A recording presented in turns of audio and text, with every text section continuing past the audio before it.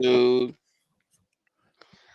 Welcome everybody to another edition of the Locker Room Readout / Future North. We're back. So happy to be back. Wow, what a time. I'm your gracious host by the name of Irie Harris, joined by the best co-host there is, Sapphire Blue. Love that sound. Know you do too. Renaissance man himself, Chris Murray. Which one, the referee? Because I'm gonna kill the other guy. That's a new one. That's a new one. I love it. I stole that from Richard Pryor. I did steal that. I admit that I plagiarize every so often. You're honest about it. Yeah. Goodness. Chris, what's your favorite Richard Pryor movie? Oh, wow. Which Way Is Up? Okay. Really? I like that. I like Which Way Is Up because that was the first time you saw Pryor playing different roles, and that set a precedent for what Eddie Murphy did. Okay. It was a brilliant performance by Pryor. I like that movie. Indeed. Sapphire, you got one? Oh my gosh, that'd have to be Harlem Nights. Wow. My classic line in that was Della Reese. Remember that line coming out of the club in the morning, Chris? Kiss my tie black.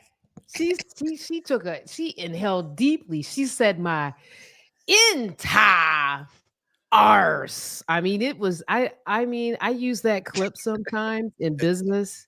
Kiss my And people are like, wow, we really know how you feel. I'm like, my entire. That was a classic line. I love that. Red Fox.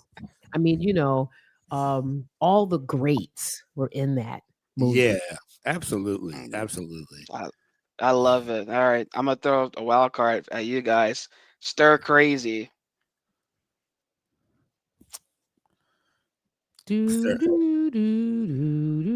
know you guys remember. Please tell me you guys remember Stir Crazy. Richard, Gene Wilder. Yeah, that's right. We bad. Okay, all right. I never saw that.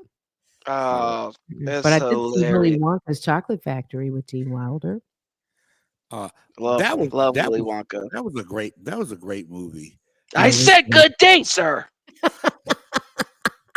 YG, I just want to pinch those cheeks, honey. You so know the history of sports and movie, and just that you know these things, darling.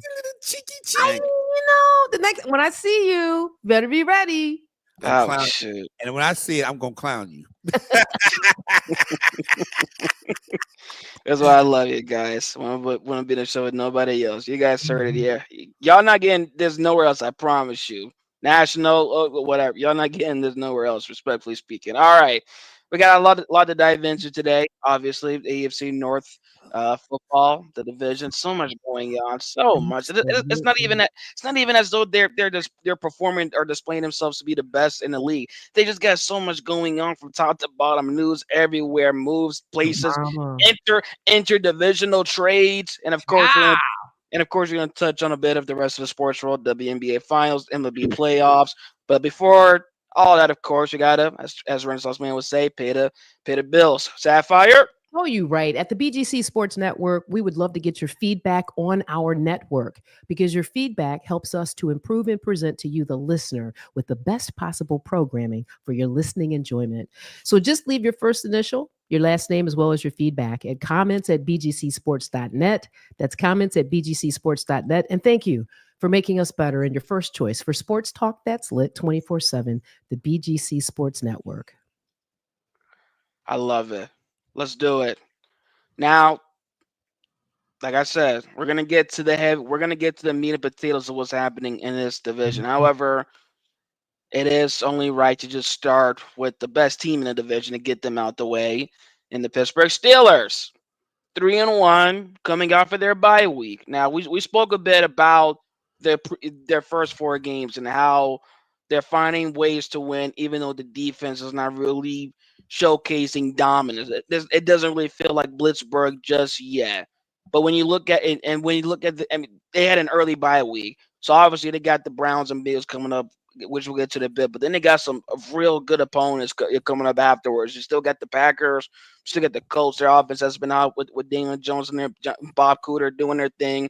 They still got the Chargers to look ahead to, the Bears, the Bills, the Lions towards the end of the season.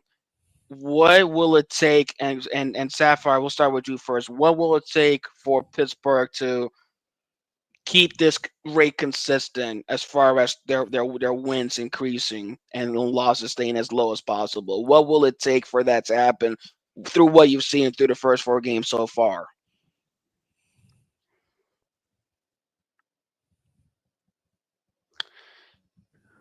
And actually, Sapphire is right now because she's having some with the mute. So, Chris, we're gonna start with you on that. Chris, what will it take, or just what does Pittsburgh have to retool? Pretty much is what I'm asking to keep everything as is, because we see that they're 3-1, but there's still certain visible holes. What are those holes, and what will it take for them to improve those holes to, be better and keep winning? Well, they gotta stop when they start playing better offenses. Those teams' offenses, because they haven't had much of a pass rush at times, and teams have moved the ball on the field, up and down the field on them. So, I guess what they have to improve is just, let's see how all this stuff is done when you're playing some teams that the non-young teams that aren't going to shoot themselves in the foot and whatnot. So and plus the fact the offense has been pretty steady, and so they just have to see how that defense rolls when they play some stiff competition. Okay, they have to prove themselves there. Okay, yeah, Sapphire. I'm going to ride with Chris on that, but I'm also going to say, to me, it goes back to the coaching and culture. Like, people can feel whatever they want about Mike Tomlin, but for me, there's not a season where he doesn't take all these different loose pieces and parts and at least pulls them together and makes them competitive. And he always seemingly has the support of his players. And that was the big question mark coming into the season about Aaron Rodgers and all of what you get with Aaron Rodgers. But through these first 4 games, we haven't heard a fly have flatulence, right? About Aaron Rodgers, right? So for me, Mr. Tomlin, he's all about building a winning organization through the culture and the coaching. That would be the biggest thing. And then I would just follow that up and close on Aaron Rodgers. Again, 40-plus-year-old quarterback in Pittsburgh, Pennsylvania, looking very different than Ohio, whether it be in Cleveland or Cincinnati. And I know we're going to get to that. But the Steelers, through Aaron Rodgers, have been so efficient in the big moments. Yeah. Right? It's not about big offensive stats. They've just been efficient in those big moments. And to Chris's point, the defense. So, I hate to say it. God rest my brother's soul. I know he's up in heaven just doing the Texas two-step. I hate the Steelers, but you have to give them props. And coming off a bye week, what more can I say to you? And considering how the rest of the division is awful, but that's another story. Indeed. Let's keep moving along. Yeah, Rodgers, I totally understand and agree with what you guys are saying. For me, I think, while I understand if it's not broke, don't fix it. I still think, for one, I'm not worried about the defense. I think they'll come through as this, at some point after the bye week, probably even in week 6, but right off the bat. But we'll get to that in a bit. But as far as the offense goes, I do like what I see, and I understand that if it ain't broke, don't fix it. However, I do think defense and in recent time that will come up. Maybe it might even be Green Bay that's going to force them to have to try the deep shots, because at some point I think that's going to be there and pivotal for them to win. Rodgers still only holds 10 passes that travel 20 yards or more downfield. And then furthermore, his completed air yards, he still has the fewest in the league at 2.7 to be exact, per next gen stats. And while it's working out right now within their offense, not having to go deep and them keeping keeping everything stable and cool, which is right. I do think it's gonna have to come up. That will come up at some point because the defense will force them to make that to have to make that decision, and it might be the only option at times. Aside from that, though, I do like what I see right now. They're still the favorites in my eyes, as I said prior to this. As we said prior to the season, as far as winning the division, I still stick by that. I apologize, Renaissance man, but you know what, Renaissance man, you know what? You get to take over this right quick because we're going over to your team, the Baltimore Ravens. At the time of this recording, Lamar Jackson once again did not practice on Thursday due to his hamstring injury. So right now it looks like Cooper Rush will be starting Sunday. And man, what the heck happened this past? Like he'll start this Sunday versus the Rams, Chris. But what the heck happened this past Sunday, Week 5, in that blowout loss to Houston?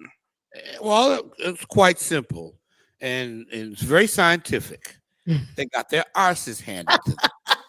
That's what happened. Say it again. Say it again. They got their arses handed to them. This are the people in the back that couldn't hear. They shouldn't. They got it handed to them, and they had to make a few moves this week.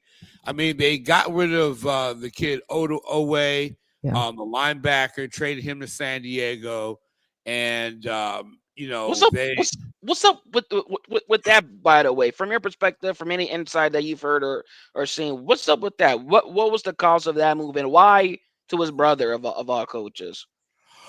Well, because I just think that they're trying to make a move with Kyle Hamilton. They like Kyle Hamilton to be kind of that surrogate extra linebacker, like a Darren Woodson or something like hybrid, to be closer to the line. And they need someone else they need someone in there to basically get to that point where they can use this kid Gilman, Alohi Gilman, in the passing game, the safety. They got him from the Los Angeles Chargers, and so they kind of feel like they're going to probably change some direction with the defense. Some might view it as a panic because they still haven't solved the riddle of their defensive line, which is terrible. They got a bunch of cast-offs from other teams, and like I said, Roquan Smith is still out, and they really need. And I guess they're looking to Mike Green, the rookie, and others to step up. They're looking to put them in position. Okay, you guys are highly touted rookies, and maybe it's not fair to put them out there like that, but I think they feel the season is slipping away. The weird part about it is that Harbaugh gave Zach Orr a vote of confidence, and sometimes there's usually the death knell. They're all saying in Baltimore that they believe in Zach Orr, and okay, but a lot of it, smells of desperation. They brought in C.J. Gardner-Johnson who played with the Eagles, who some people consider a bit of a cancer and all that. And I don't know. I think his skills have been greatly diminished over the years, and I just think that they are basically doing the equivalent of throwing spaghetti up on the wall. And I just had spaghetti for dinner last night, and I ain't throwing it up on the wall. But the thing is, they're going to see what sticks. Meanwhile, they got a game against the Rams and against another high-powered offense. And quite frankly, I don't think the Ravens know or anyone else knows what they're going to get. They have no idea, no clue.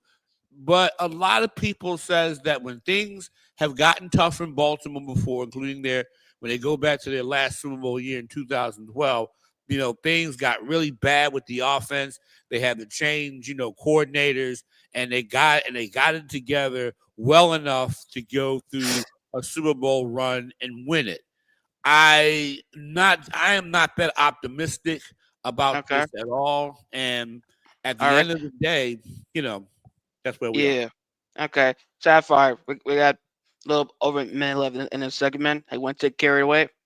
I mean, I just think right now the Bengals are one more away, a win from being in rebuild mode, like the Cleveland Browns, Dude, and one can you more please loss. I'm sorry, I meant to say one more loss. please elaborate? Yeah, definitely one more loss. The I, W word doesn't really exist, right? But yeah, they're clearly resting Lamar, right? Mm-hmm. But do we know what the extent of his injury is? Do we know if it's really an injury? Like it just, I said this to Chris last week. They paid Kyle Hamilton over what, $100 million a year? He's the highest paid safety in Ravens history, maybe one of the highest paid in the NFL. They should be thinking about playing him at every single position. mm, Well, in other words, like Bob Sanders. Yeah. I mean, that has a trickle effect. You look to Colts the person legend. next to you, you're like, I'm pulling my weight. I mean, this is some funkiness going on. And I It think is. maybe even Harbaugh's at risk. So I don't want to take us over too much more than I already have, but those are my initial thoughts. No, indeed, much appreciated. All right, first segment down. This is the locker room readout. So that's Fear the North. You do not go nowhere on that dot. I'm Irie Harris. That's Sapphire Blue. That's Chris Murray. And I go nowhere on that dot. Great, great, great, great, great, great segment, guys. You ready for this next one? I'm Let's ready for do sure. it. That's why I had to. Right, see, I'm ready to fight now. See, y'all made me mad. See, There you go. You should be mad because you men have a lot of drama, especially in sports. I don't need to watch a soap opera. And I know we're about to jump into this. There's a whole bunch of drama going on in the NFL. Yeah, Uh, yeah, yeah. I That is love it. true. Let me All clear right, my throat. let's do it. All righty. Welcome, everybody, back to the locker room readout slash Fear the North. We're back. Irie Harris here. Sapphire Blue. Chris Murray. Yeah. So what? I love it. I First was segment. I was in my Miles Davis round like anybody. Oh, love it. Miles Davis, get out of my room. Hey, Oh, wasn't he married to Cicely Tyson for a minute, Chris? Yes, he was. oh And shoot. and from what I understand, he was abusive to Cicely Tyson at Yeah, one I point. heard that too. I heard that too. Mm. You know, YG, when you hang out with us OGs, you're gonna get some history that you may or may not have known of. Okay. Amen That to man that.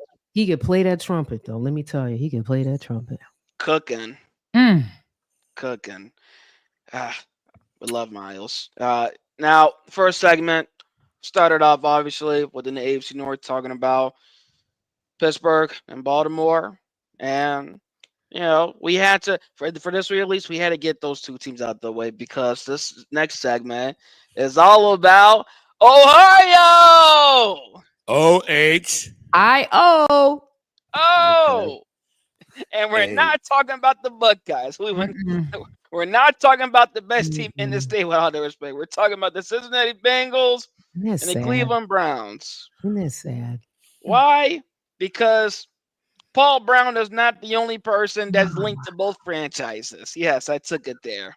Yes, Joe you did. Flacco, Mm. Mm. Tuesday, that was Tuesday, October 7th. He was traded by the Browns to the Bengals in exchange for a fifth round pick.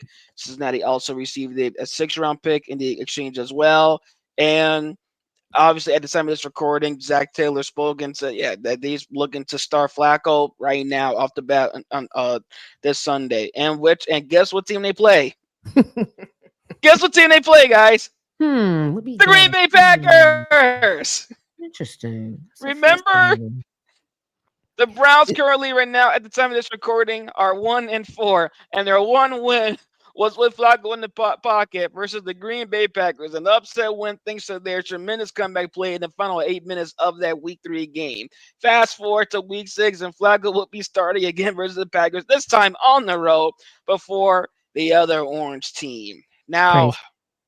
I'll just say this. I think we all agree that there had to be a change at quarterback. Jake Browning was not it, and you had to consider all angles, all contracts at hand, and everything within this offense, and find a way to save this team. But do we agree with their choice, their replacement of Browning, and that being Flacco? Sapphire, we'll start with you. I mean, I think it's their best option. I Really? actually thought, yes, I actually thought it was going to be Shador that they would trade. Oh shoot! Elaborate. The trade didn't surprise me because, and I know we're going to jump into the Browns, but I just want to dip in a little bit. Okay. Yeah. Clearly, the Browns aren't feeling Shador. They're not going to use him, right? So I thought that was going to be the trade because Cincinnati needed a quarterback. They needed, when I say a quarterback, someone to at least put the ball into their playmakers' hands. You got T. Higgins, you got Chase down there, and with crickets. And I actually see the Bengals working the run off of the pass if specifically their interior can just give Joe Flacco some time, which he didn't have up here in Cleveland. And what young Dylan Gabriel's about to find out next week in the Berg. Oh But shoot. though that's what I feel. You know, it's when you look at, you only have so many vacancies in the NFL. Mhm. So for the reasons that their coach said Flacco is a good fit, I would agree with him. And their season's not over. You know, this is patchwork and it just may work if those other things happen and fall into place. Okay. So Chris, I guess the Bengals couldn't make a deal to get Russell Wilson I or was waiting on that. to get somebody a little bit younger and a little bit better than Joe Flacco, who's of the geriatric set in the NFL. And get somebody. I mean, hell, they could get who was the guy that was back up in Philly and back up in Cleveland. I mean, back up with Pittsburgh. You mean to tell me they couldn't find somebody younger they can just throw in there and all that? So, You just so I, I'm gonna say real quick, and I want you to continue your point. Irie's going to give you the answer to that specific question that you have. Go Oh ahead. God. Yes, he is. Because yeah, and that's a no, I'm just very saying. valid question. I mean, He- somebody other than Joe Flacco, hell, they might as well call me up. I could, I could throw interceptions. I could get sacked. I have Mhm. no legs left and everything. They could call me. I'll just go in there. Okay, tackle me for a couple of $100,000. I'll get hit. Oh God, I'm down and everything. I could do that and everything. You could do that. So I'm just saying that you mean to tell me there weren't any younger, able-bodied quarterbacks left? I mean, I don't know. I mean, I don't know all the inside football on that, but Flacco, oh boy, I tell you, I don't know. I tell you, I don't know. Okay, I Irie. So speak to his question. as far as why not going for the other options that you had mentioned, whether it be Russell Wilson or even Jameis Winston, somebody else a little bit younger. Why? Yeah, Well, I mean, as far as I know, and as far as what the Browns talked about in pressers early on, like Stefanski apparently was surprised and see that trade coming. You asked me, I think it came down to money and probably uh, Flacco being a little cheaper, possibly. Sapphire, is that the answer you were looking for? I mean, no. It could be because here's what is another pattern for the Okay. Cleveland Browns. Okay, what did the Browns get for Flacco, gentlemen? What did they get for Flacco? other than magic beans. Another draft pick, a fifth rounder to be exact. Fifth rounder. Okay, Yeah, yeah, and, yeah, and what five. did Cincinnati get? A sixth rounder. Mhm. So when I think about the New York Giants, I think they would have asked for more Yeah, because Okay.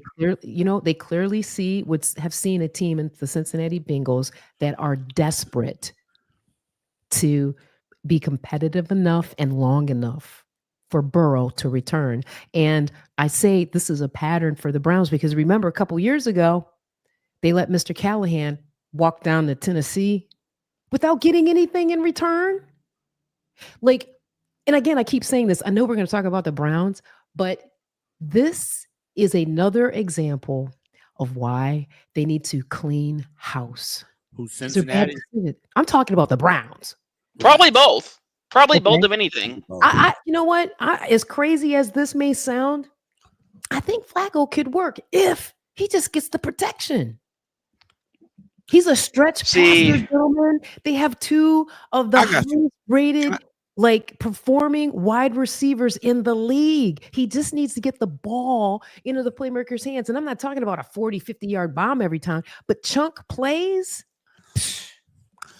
but can I say something to that effect about why the Bengals a little bit please, got Joe you have the floor. Flacco? I, First of all, the Brown family that owns that team has been historically cheap. Every time, they've had decent teams, they only get to a point. And when they get to that point, they, I mean, the other guy who coached there for a long time, it was a long time, it was old Ravens assistant. I can't think of his name off the top of my head. But they never would bring in guys that, I mean, until recently they signed their receivers, but they have been a historically cheap franchise. Cheap in Hmm. terms of, am I right about that? Or You are, you are. they have been historically cheap. And so I'm not surprised that on one level that they got Cincinnati. Although I can see their offensive coordinators, when they see Flacco coming out of the locker room, does he get younger as he gets closer? I mean, that's the thing that they chose who they chose. I mean, They heck, did. you could. Is Teddy Bridgewater with playing with somebody right now? Is he in the league somewhere? I'm just saying, I agree with everything you are saying, Chris. Uh, And when you contrast that, Steelers 40 plus year old, he's doing what? He's actually doing what Flacco is capable of if he gets the protection. So This is the point. They got too much talent on that offense. I'm telling you, gentlemen, this could actually work for the Bengals. I am going to come through right quick, and to answer your question, Chris, Teddy Bridgewater is in the league with Tampa Bay.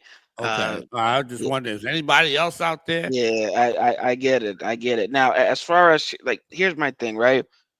The O line is not Cincinnati's O line is not any better, in my opinion, than Cleveland's O line, and I'm not just talking about because week one when we saw both defensive lines bum rush the pocket whenever they feel like it from both sides, leaving Joe Flacco and Joe Burrow to have to get rid of the ball a little bit quicker, but also when you think about it, like you got like four of Cincinnati's O linemen have four of them have allowed double-digit pass rushes right now. Orlando Brown Jr. leading all with 17, which ties for fourth among all O linemen per Football Focus. But furthermore, while I do want to think that there will be that this is an upgrade because of how the offense could move with Flacco working with receivers that are actually better catchers and Jamar Chase and T. Higgins at the same time. And even despite Cleveland running a different offense, different set, them not really setting him up for success, I don't fully see it. And I hope that Flacco allows me to eat my words, but I don't see it as far as him being able to go out there and keep things stable. I mean, just think about it. I know we're talking about Rodgers being 40 and stuff, but think about this though. The number of times that Cincinnati O line is probably going to have to force him to do something on foot out of the pocket. He's not moving like he was way back when. I would go. I still think about that 4 yard run in week one. You wouldn't. I swear on everything. When I saw him running in the press box, when I saw him move, I'm like, dang. I'm like, dang. He get a first down, 40 yard gain. He put all his might into escaping the pressure. That's the thing too. He's lost a step when it comes to escaping the pressure. And furthermore, the Browns after week four or yeah, after week four that was because I mean that was his final game playing, and for the Browns. After week four, the Browns were in a four-way tie for first place in total giveaways at 8, and he was the root of all of those turnovers. He was the root of all of them. It's hard for me to think that he won't replicate even a fourth of that in Southern Ohio. But that's my take though when it comes to Flacco in the trade. Was there a trade to be made? Yes. Could this work out? Yes. Do I see it happening? No. I think he's done for. Listen, you got stats. You backing it up with the I mean, analytics. I mean, not even just that, but also just with them, like what I saw with my own two eyes too. He doesn't look the same. He doesn't move the Mhm, same. And mhm, and even when forced to make something out of nothing on foot, he's not doing it the way that he would back mhm, when. So it's hard for me to mhm, think that Sawyer is going to change overnight in Cincinnati. mhm. No, no, look, the Bengals have the worst offensive line in the NFL. That's just It's true. 31 out of despicable. 32, just about. So I just say to you, when I think about what's what I would perceive would be what's going on in the players' minds, and Okay, again, all things are going to come back to the Browns. This actually could be a little light at the end of a dark tunnel that they've been in.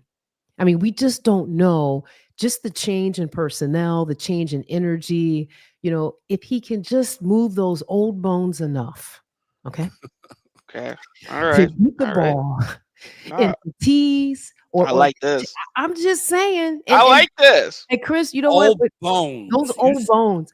I was laughing because I wanted to say when Irie was going in on him about his age, it reminded me that old black and white film with Mae West, where she was like, "Feet, don't fail me now."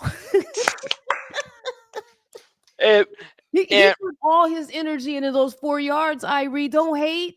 he did, and look, you know what? And look, I will say this. I think the root of this as well, and naturally, we're about to go into the Browns anyway. For those wondering, this does come back to how does a coach, how does the system, the structure of the offense, and how does this set their quarterback up for success? You Mhm, know, it always comes back to that. So if Cincinnati visibly is doing that, and it shows on Sunday, then then they'll force me to have to change my tune. Of course, that'll have to be done consistently, but they'll have to force me to change my tune. Until then, I'm on the other end of it. Now that's that. Now mhm, it's time. mhm. Let's do it. Sapphire, you want to take over? No, darling, I can only manage a certain amount of restraint. The Okay. Cleveland Great. Browns. Let me just continue to Tell us how fly the you plane. really you Yeah. you you have been boisterous about how you really feel, and we still haven't gotten to the core of how you really feel. So The real we core. haven't gotten to that. So Sapphire, take us there. How do you really feel? this And I is a got some How, things to yeah, say too, but go on. this is a yeah. How you feel about PG. this dumpster fire? This is a PG rated program. Y'all gonna have to see me in a couple of hours to get the R rated version. Okay, family friendly programming Uh here. fairs, Come fairs, on, fairs. come I'm gonna on. be real. There's so much going on in this tiny little town on the north coast of the greatest country in the world. There's so much going on. Kevin Stefanski has now started to lose his fans, his supporters, right? Did he have? Coming out of that game in London, how he mismanaged those timeouts, his post game presser, where he just, I mean, I'm just speaking as a fan now because I am not objective when it comes to my Browns, right? It just came off like he lost confidence in his defense, right? Use those timeouts in anticipation of the Vikings scoring. I mean, what a message to send to one of the top rated defenses in the league, and put their offense in a position where they had no timeouts and the way that game ended, right? And so here's what I've been hearing from some insiders.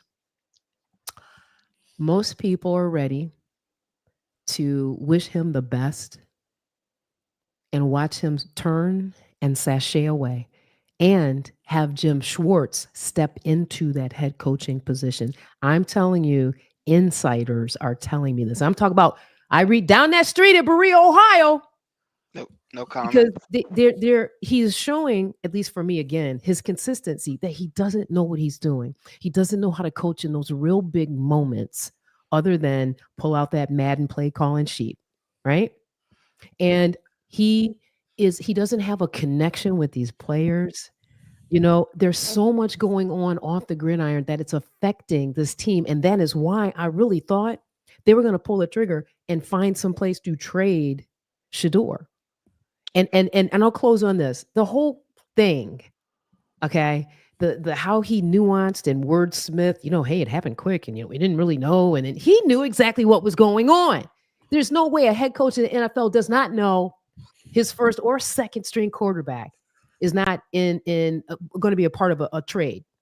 I just vehemently refuse to believe that. Okay.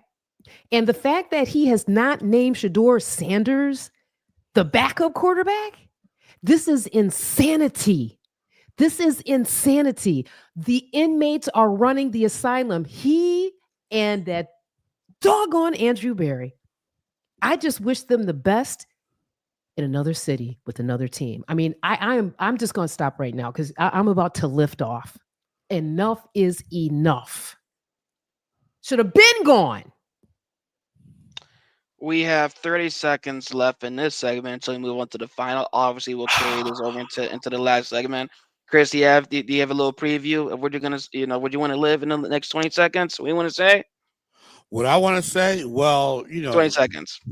Browns are a dumpster fire, and so are the Ravens, and so are the Bengals. And Pittsburgh will probably win the division by default.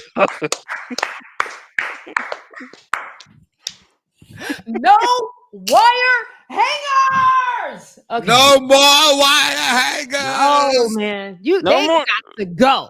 They got to go. Do you hear me? It's time. You guys are so good. I don't know the lyrics to the 78 Steelers fight song. All right. And that's segment 2, but we got one final one. Thank you guys for staying on right now. This is the Locker Room Readout for the North. Browns for coming for you. Irie Harris, Sapphire Blue, Chris Murray. We're not going nowhere. That dot. Man, that's rough, Irie. That's rough. There's just so much going on. It's like the obvious. It's like the elephant in the room. No one wants to call it for what it is. And it's just, I think about these are, and that trade. I know we're going to jump into this in the next segment. The second trade of Newsome. He probably left time was like, keep the house, y'all. It'll be my gift to you because now I'm going to a real football team in the NFL. A team with a winning record.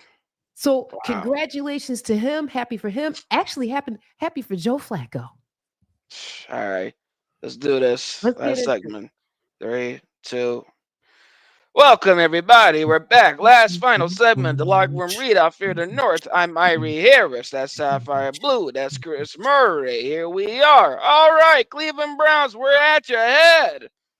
Last segment, we were talking about, it was really Sapphire that took over. Let me be quiet. Talking about Kevin Stefanski and all of what's going on, and Berea and Cleveland for that whole. Chris, you had mentioned towards the end that because of them and the atrocity of the other teams in this division, Pittsburgh will probably win. But when it pertains to Cleveland specifically, does it really, like, how much longer can it go in which they're displaying the outside that they don't know what the heck they are doing? There's no better way, I think, to describe it. How much longer can they go? How long can they get away with this, Chris? I don't think they can, and Stefanski should not be back. But then again, you heard me say last year that Kevin Stefanski should have been gone. You said that. You said that. The thing about it, I wonder how Myles Garrett. I think Myles Garrett is probably feeling that he got played. I mean, like I said, it reminds me of that scene in The Godfather where Kate asks him, "Did you really kill your brother-in-law?" And he said no. And then all of a sudden she's having a drink and she sees Don Corleone, the kiss in the ring, which in her mind and the look on her face said, nah, this mofo is lying and all that. And it's almost like they sound like, well, the Browns family will be legitimate in 5 years. It's been more than 5 years, and the Browns are not legitimate. They just aren't. And at the end of the day, Stefanski has to go. He has to be fired. And like I say, and who knows, along the way down, he might seek Mr. Harbaugh as well. So from that standpoint, these guys, you can't. Oh my goodness. I just got news that the Los Angeles Dodgers have ended the Philadelphia Phillies season, and oh my goodness, it's over. You guys caught the live reaction there of the Philadelphia Phillies losing to the Los Angeles Dodgers, uh, and the NLDS. Very tough, very tough. All right, I had to back console my wife. She's not happy. pain. Speaking of the Browns, still as is right now. Speaking of more pain, Exactly. Speaking of more pain, here is the thing, right? You have, how do I put it? There is no scapegoat left. That's the way that I see it. I've probably mentioned it before. If so, I'll say it again because why not? And Sapphire, I know you're all over this, as we know. A couple years back when they made the playoffs, Alex Van Pelt was there, the OC. The same man who technically was the coach when they won that playoff game in Pittsburgh, and Van Pelt was fired. Stum Mitchell, running backs coach, was fired. These guys were let go. Now you're thinking, okay, something happened behind the scenes, a difference of opinion. Did he want to move on? It's hard to think he would want to move on from a playoff team, at least like that, to New England. And then they bring in Ken Dorsey, who who was fired by Buffalo the previous season at the bye week. He gets fired after he gets fired after one season in Cleveland. The biggest red flag, one of the biggest red flags going into this season was the fact that despite multiple interviews with candidates, they had they had to hire their new offensive coordinator in house to a young Tommy Reese, who was just what the pass game specialist and tight ends coach last season with the Browns. No disrespect to him, but it's hard to think that he really qualified to be of that echelon to be the new offensive coordinator for an NFL team all freaking ready. That was the one red flag. So I mentioned all that to say when things hit the fan, there's no more people that you can use as a shield, no more people you can throw in front of you. It's gonna be you. And that's why at this point we see everybody calling for Kevin Stefanski's head. And furthermore, things are getting a little weird in the quarterback room because, as you said, as you alluded to earlier, they have yet to name a backup quarterback at the time of this recording ahead of week 6, ahead of Pittsburgh. Dylan Gabriel's a starter, naturally. But the bigger Mhm. story, as we see, and even we play part in it, is who's going to be the backup between Shador Sanders and Billy Zappi. Why are we playing these mind games right now? That's not going to increase your chances of winning in Pittsburgh. Why are we doing this? Sapphire. I just really think that Kevin Stefanski has made it very clear that he's not feeling Shador. And I'm telling you, in my gut, I feel like if there's an opportunity for them to pull the trigger and trade him away, they're going to do that. And with all due respect to Dylan Gabriel, y'all know how I feel about these petite type Uh, quarterbacks. He's so that man is so petite, and we're getting ready to go down that turnpike. but Th- Go ahead. I'm just saying, and I'm only saying but because you've mentioned it before of Dylan Gabriel and BC in the same sentence, which I'm still honestly taking some time to get used to. But Because like, instead of giving Shador, putting him in line to really step into the opportunity, because at least he can see over the offensive line. By the way, hello, he didn't yeah, have to. I mean, you saw the way that young man was throwing that ball, right? I You I you did. you saw the way those passes sailed on him. And look, I'm only an old lady, but this basic geometry, gentlemen. If you can't see over the offensive line, and then you offset that deficiency by throwing the ball high, then it would make sense that it would sail above its destination because of the trajectory. I mean, it's basic stuff like this. So, okay, Kevin Stefanski, you see that, right? So, how are you adjusting your play calling, right? To again offset that deficiency? Are you rolling out at least your interior with the young man, move the pocket so he has a little more space to see down the field and then do his thing? No, no, we don't see that. We saw basic high school plays being called, little bubble passes, little screens. We are about to go down that turnpike and play the Pittsburgh Steelers. Do you think they're not going to blitz him? Do you think they're not going to rake like rain Hades and havoc on this game. And he's so busy.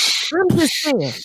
This I'm is what sorry. I'm saying. It's like the basic things. Like it doesn't seem like, I mean, I just been watching football for 50 years.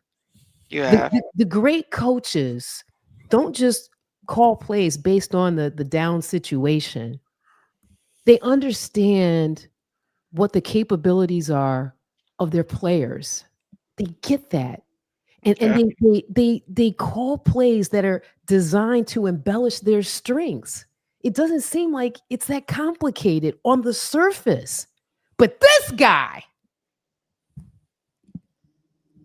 I gotta stop. My watch is going off. My blood pressure just went up. Let me To think that Chris didn't even have to mention or say anything about the Baltimore Ravens for your blood to get this high. What a time to be alive. Chris, time to go. See ya. you know what? Let's pivot because Joe Flacco was not the only trade. Nope, he was not. Wednesday, I repeat, Wednesday night. I remember because I was on the phone. I was on FaceTime with my brother. I was on FaceTime with my brother. And we are talking. I said, "Oh!" And at that very moment, I saw the Adam Schefter notification of another Jaguars Browns trade continuing from when they made their deal back in late April during the NFL draft. Cornerback Greg Newsome, the second, that is, was traded along with a 2026 six rounder to the Jacksonville Jaguars in exchange for another cornerback in Tyson Campbell, along with a 2026 7th round pick. So here's the thing. You asked me, Newsome was the weak point in this defense. Emerson's Emerson is out for the season with the Achilles injury. The nickel was a weak point, and Greg was not making it any easier. He did show some flashes, but overall within his tenure here, he was at times the weak point within that D back room. Chris, do you like the trade? Do you think that the Browns upgraded or lost this trade? Well, okay, so if we knew what the Browns' purposes were and all that, if we Right? understood, I mean, because right now it's become apparent. I don't know if they want to win. I don't know if they want to lose. I don't, what is it going to mean to their long term health? Sapphire, help me out with this. I want to know what it means, long term for them because I can look to other teams trying to make themselves playoff contenders. You got two teams in the division who are trying to hold the water back, until their starting quarterbacks come out and everything will come back. And so I don't know. Maybe the Browns are trying to position themselves with draft picks. I don't know. I don't know. Right now, it's kind of like, you have a coach who doesn't know what he's doing, and you have a situation where I don't know. Well, all these moves matter if Stefanski is gone next year, and that's. I hope I answered that question correctly. I think you did. Thank you. You did, because what he's saying, Irie, is what the crescendo of voices are starting to in concert scream. Is the organization throwing the season? That I think is natural skepticism. And if they were to make another trade and it was a pivotal piece, a contributor, let's even say an aging O lineman, for Uh-huh. example, then I would start to think that as well. Because those kind of moves that kind of mindset becomes visible off of the actions that they make, off of the moves they make with their players. So if they were, if they're doing that now, it's hard for me entirely to tell just because of how notoriously they are with doing what they're doing now this season. But if they want to really make that fully visible, go ahead, throw a couple more. We'll throw a couple more fishes to sleeping with the fishes. Do Mm. it. Make it happen. You said sleeping with. Cue up the Godfather. Luca Brasi sleeps with the fishes. Kevin Stefanski sleeps with the fishes. Metaphorically, that is not literally. We say it metaphorically. Metaphorically. Yeah, I wanted to make sure we're not saying in the man's true life, but we're saying it metaphorically. Okay. English teacher in the room. Like it would be insane if they traded one of those interior offensive linemen. That would all but assure. That's just an example. That I'm just throwing that out there, though. That's just an example. I'm not alluding to anything. There's no inside info or nothing. I'm literally just throwing a rock in a river. Promise you, a pebble at that. All right. You know what? Let's make some picks. We got a couple minutes left. Let's talk about it. Pittsburgh and Cleveland. 1, 2, 3. Pittsburgh.